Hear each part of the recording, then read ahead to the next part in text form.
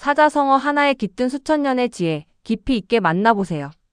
그 대장정의 시작, 12편의 이야기 10개를 지금 공개합니다. 인자무적. 어진 사람에게는 대적할 적이 없다는 뜻입니다. 인자무적. 이 성어는 맹자 양해왕상편에서 유래했습니다.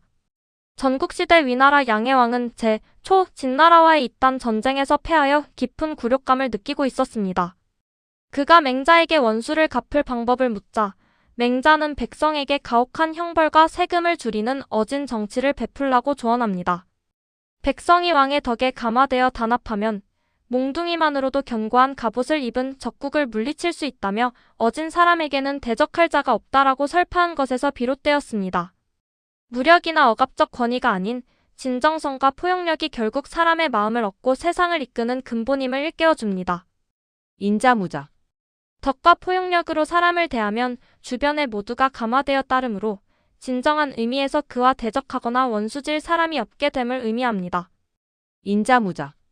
물리적 힘이나 권력보다 따뜻한 마음과 덕행으로 사람의 마음을 얻는 것이 가장 강력하고 영구적인 승리의 길이라는 교훈입니다. 인자무적. 이어서 배워볼 사자성어는 에이불비. 속으로는 슬퍼하면서도 겉으로는 비통해하지 않는다는 뜻입니다. 에이불비. 이 성어는 김부식의 정사 삼국사기 권32 악지에 기록된 1화에서 유래했습니다. 가야가 멸망할 무렵 신라로 귀화한 악성 우륵은 진흥왕의 명으로 충주에 머물며 제자들에게 가야금 12곡을 전수했습니다. 신라 제자들이 이를 자국의 풍토에 맞게 5곡으로 축약하자 우륵은 처음엔 크게 진노했습니다. 그러나 제자들이 개작한 음악을 직접 듣고 난 뒤 그 훌륭한 음악적 완성도에 깊이 감탄했습니다. 이때 우륵은 편곡된 곡을 평하며 즐거워도 방종하지 않고 슬퍼도 비통하지 않으니 가히 바른 음악이다라고 극찬했습니다. 이는 공자의 미학을 신라의 실정에 맞게 주체적으로 수용한 대목입니다. 이 고사는 격동하는 감정 속에서도 중용과 절제를 지킬 때 비로소 숭고한 예술과 성숙한 인격이 완성됨을 시사합니다. 에이불비. 극심한 슬픔 속에서도 감정에 매몰되어 자신을 잃지 않고 이성과 품위를 유지하며 안으로 슬픔을 사귀는 절제된 상태를 의미합니다. 에이불비. 고통과 슬픔이 닥쳐도 이성을 잃지 않고 감정을 성숙하게 승화시키는 단단한 내면의 자세가 필요하다는 교훈입니다. 에이불비. 이어서 배워볼 사자성어는 물국필반. 사물의 전개가 극에 달하면 반드시 반전한다는 뜻입니다. 물국필반. 이 성어는 전국시대 문헌 할관자에서 유래했습니다. 초나라의 은자였던 할관자는 우주의 순환 원리를 깊이 관찰했습니다. 그는 해가 중천에 뜨면 다시 기울고 딸이 차면 이질어지며 추위가 극에 달하면 봄이 온다는 대자연의 변치 않는 법칙을 깨달았습니다. 이를 바탕으로 사물이 극에 달하면 반드시 돌아오니 이를 일컬어 순환이라 한다라고 설파했습니다. 이 사상은 특정한 역사적 사건의 갈등이 아닌 천지 만물의 흥망을 통찰한 도가적 사유의 결정체입니다. 후대 제왕들은 권력이 정점에 달했을 때 오만해져 파국을 맞는 것을 경계하고자 이를 제왕학의 지침으로 삼았습니다. 절정의 순간에 자만하지 않고 위기 속에서 반전의 희망을 품어야 한다는 삶의 태도를 시사합니다. 물국필반. 흥망성쇠의 자연법칙에 따라 어떤 상황이나 세력이 절정에 이르면 결국 쇠퇴하거나 반대 방향으로 변화하게 되는 인생과 우주의 순환이치를 의미합니다. 물국필반. 끝없는 욕심을 경계하고 정상에 올랐을 때 더욱 겸손한 자세로 다음을 대비해야 한다는 교훈입니다. 물국필반. 이어서 배워볼 사자성어는 중통애지. 연꽃의 줄기처럼 속이 비어 막힘이 없고 겉은 곱게 뻗어 있다는 뜻입니다. 중통애지. 이 성어는 북송의 학자 주도니의 명문장 애련설에서 유래했습니다. 만물 중 연꽃을 깊이 사랑한 주도니는 사람들이 부귀를 상징하는 모란이나 은둔을 뜻하는 국화를 좇을 때 진흙 속에서도 맑게 피어나는 연꽃에 주목했습니다. 그는 연줄기를 묘사하며 속은 비어 막힘이 없고 겉은 고다 가지를 치지 않는다고 찬사했습니다.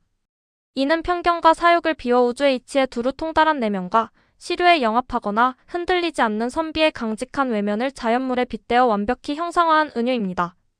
거칠애와 이기심에 흔들리기 쉬운 현대인에게 비워낸 마음과 강직한 주관의 조화가 지닌 가치를 일깨워줍니다. 중통애지. 마음속에 편견이나 사사로운 욕심이 없어 활짝 열려 있고 겉으로 드러나는 행동은 치우침 없이 바르고 정대함을 의미합니다. 중통외지. 내면의 아집을 비우고 외면의 행동을 바르게 하여 진정한 군자의 도리를 지켜야 한다는 교훈입니다. 중통외지. 이어서 배워볼 사자성어는 3인성우. 세 사람이 입을 맞추면 거리에 호랑이도 만들어낸다는 뜻입니다. 3인성우. 이 성어는 전국책 위책에 기록된 방총의 고사에서 유래했습니다. 전국시대 위나라 대신 방총이 태자와 함께 조나라의 인질로 떠나기 전 해왕에게 물었습니다. 시장에 호랑이가 나타났다고 한 사람이 말하면 믿으시겠습니까? 왕은 믿지 않겠다 했고 두 사람이 말하면 의심할 것이나 세 사람이 말하면 믿겠다고 답했습니다. 이에 방총은 시장에 호랑이가 없음은 명백하나 세 사람이 말하면 호랑이가 만들어집니다. 제가 떠난 뒤 저를 모함하는 자가 셋을 넘을 테니 통찰해 주십시오라고 당부했습니다. 그러나 왕은 훗날 모함에 넘어갔습니다. 다수의 목소리가 진실을 가리는 현대의 정보와 사회에서 여론의 맹점을 찌르는 강력한 경고입니다. 3인성우. 근거 없는 유언비어나 가짜 뉴스라도 여러 사람이 반복해서 말하고 전파하면 결국 사람들이 사실로 굳게 믿게 되는 대중심리의 취약한 현상을 의미합니다. 3인성우. 타인의 말이나 군중 심리에 휩쓸리지 않고 사실의 진위를 객관적으로 파악하는 비판적 사고력을 길러야 한다는 교훈입니다. 3인성우. 이어서 배워볼 사자성어는 당동벌이. 무리를 지어 뜻이 같은 사람은 돕고 뜻이 다른 사람은 무조건 물리친다는 뜻입니다. 당동벌이. 이 성어는 범협이 편찬한 후한서 당고전 서문에서 유래했습니다. 후한 말기 조정은 십상시 등 환관 세력이 권력을 독점하여 몹시 부패했습니다. 이에 분노한 절조 있는 지식인과 관료들은 스스로 무리를 지어 환관들의 횡포를 비판하며 격렬하게 대립했습니다. 처음에는 도덕적 명분에서 출발했으나 점차 정치적 이해관계가 얽히며 시비곡직을 가리지 않고 오직 자기 편이면 맹목적으로 옹호하고 다른 편은 가혹하게 배척하는 양상으로 변질되었습니다. 결국 이러한 극심한 파벌 싸움은 당고의 옥이라는 대대적인 숙청을 초래했고 한나라 왕조의 몰락을 앞당겼습니다. 이는 맹목적인 진영 논리가 낳은 극한 대립이 공동체 전체의 파멸을 부를 수 있음을 경고합니다. 당동벌이. 옳고 그름의 이성적 판단 없이 오직 자신과 같은 파벌이나 진영에 속했는지 여부만으로 맹목적으로 편을 가르고 상대를 공격하는 극단적인 이기주의적 진영 논리를 의미합니다. 당동벌이. 맹목적인 편 가르기를 경계하고 다름을 인정하며 합리적인 포용력과 균형 감각을 길러야 한다는 교훈입니다. 당동벌이.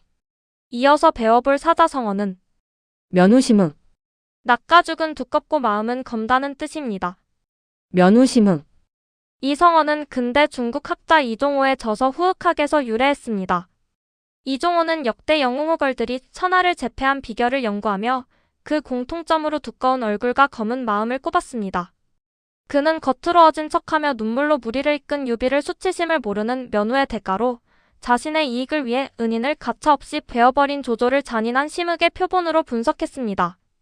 즉, 난세에는 도덕 군자보다 부끄러움을 철저히 숨기고 속내를 냉혹하게 감추는 자만이 승리한다는 역설을 통해 권모술수가 판치는 당시의 정치 현실을 강하게 풍자한 것입니다. 이는 현대 사회의 무한 경쟁 속에서 수단과 방법을 가리지 않는 맹목적 이기주의를 경계하게 합니다. 면우심흥. 겉으로는 수치심을 느끼지 않고 뻔뻔하게 행동하며 속으로는 자신의 이익을 위해 수단과 방법을 가리지 않고 무자비하게 행동하는 사람의 성향을 의미합니다. 면우심흥.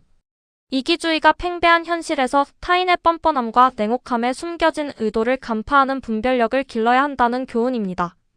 면우심흥. 이어서 배워볼 사자성어는 억강부약. 강한 자를 누르고 약한 자를 도와준다는 뜻입니다. 억강부약. 이 성어는 월절서 외전 본사편에 기록된 월왕 구천의 1화에서 유래했습니다. 춘추시대 말기 주나라 천자의 권위가 떨어지자 제후들이 앞다투어 영토 확장에 나서며 양육강식의 혼란이 극에 달했습니다. 오나라와의 굴욕적인 전쟁에서 살아남아 절치부심하며 힘을 기른 월왕 구천은 타국을 무력으로 짓밟는 패약한 강대국들을 억누르고 부당하게 침략받는 약소국들을 돕는 군사 및 외교 전략을 전면에 내세웠습니다. 구천의 이러한 억강부약 행보는 단순한 윤리적 동정을 넘어 약소국들을 자신의 세력권으로 편입시키고 국제 질서를 재편하려는 고도의 정치공학적 대전략이었습니다. 결국 도덕적 명분과 천하의 민심을 모두 얻은 그는 오나라를 멸망시키고 춘추시대 최후의 패자 자리에 오를 수 있었습니다. 이 고사는 현대 사회에서도 부당한 권력과 자본의 독점을 견제하고 제도를 통해 사회적 약자를 보호해야 한다는 공정의 가치를 일깨웁니다. 억강부약. 권력이나 재물을 독점하여 횡포를 부리는 강자를 법과 제도로 통제하고 소외되거나 억압받는 사회적 약자를 보호하여 공동체의 균형과 정의를 실현하는 상황을 의미합니다. 억강부약. 진정한 힘과 권위는 타인을 지배하고 군림하는 데 있는 것이 아니라 공정한 세상을 만들고 약자를 품어주는 데 사용되어야 한다는 교훈입니다. 억강부약. 이어서 배워볼 사자성어는 사불범정.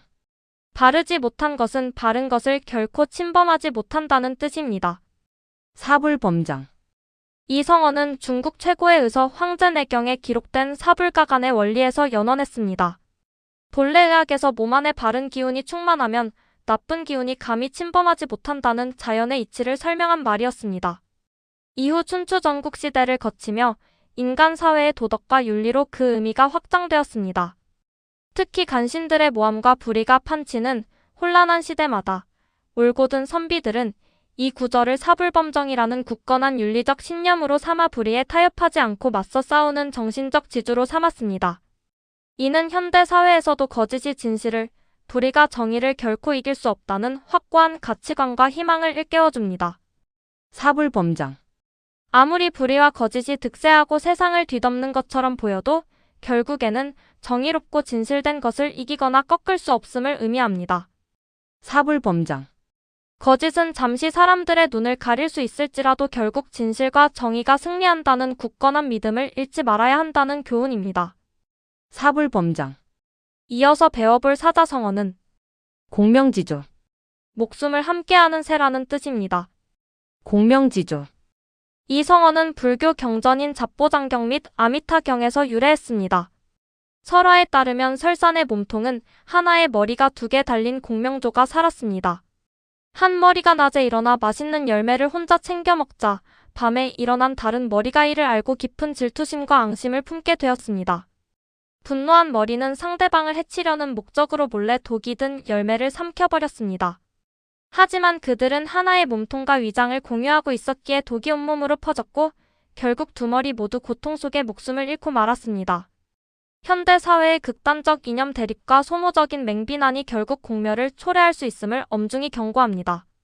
공명지조. 몸통은 하나인데 머리가 2개 달린 상상 속의 새로 서로 다투고 시기하지만 결국 생사고락을 같이 할 수밖에 없는 밀접한 운명 공동체를 비유적으로 의미합니다. 공명지조. 상대를 파멸시키려 하는 맹목적인 적대감은 결국 자신의 파멸로 이어지므로 대립을 멈추고 서로 공생하고 화합해야 한다는 교훈입니다. 공명지조. 오늘도 고생 많으셨습니다. 다음 영상에서 뵙겠습니다.